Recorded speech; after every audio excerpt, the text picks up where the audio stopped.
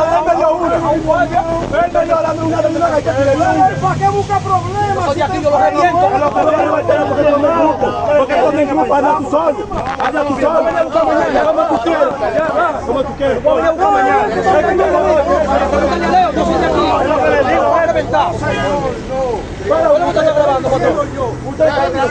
Pero ¿por qué usted graba? Todo el mundo estaba grabando ahí. Todo el mundo estaba grabando ahí. Todo el mundo estaba grabando. Usted no sabe lo que pasa para estar grabando. No sé lo que pasa. Usted no estaba pasando, mi hermano. Yo te conozco a ti también. Entonces, Dime. Allí no estaba en guardia. Yo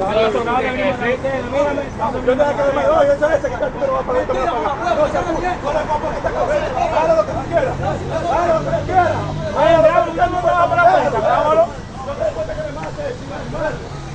Grábalo. No se puede, yo tengo la cara, no se puede, quítalo por el dedo. Yo te voy a venir a buscar mañana. Lo vas a pagar tú. Mañana te voy a venir a buscar. Si quieres, lo vas a pagar tú. Mañana te voy a venir a buscar. Por mi madre, yo estoy bien, yo puedo por mi cara, no te pares. No, pero él viene guardado por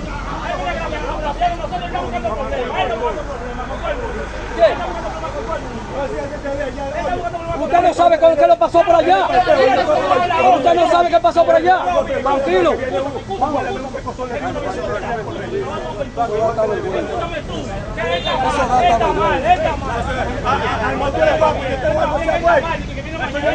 Yo te mato para huevo, no te reviento.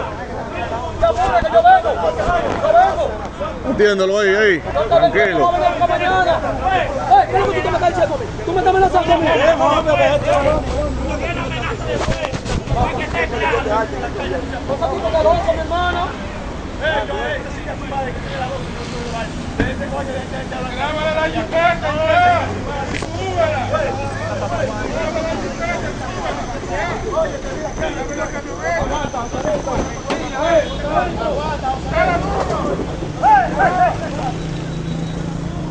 Está grabado ya.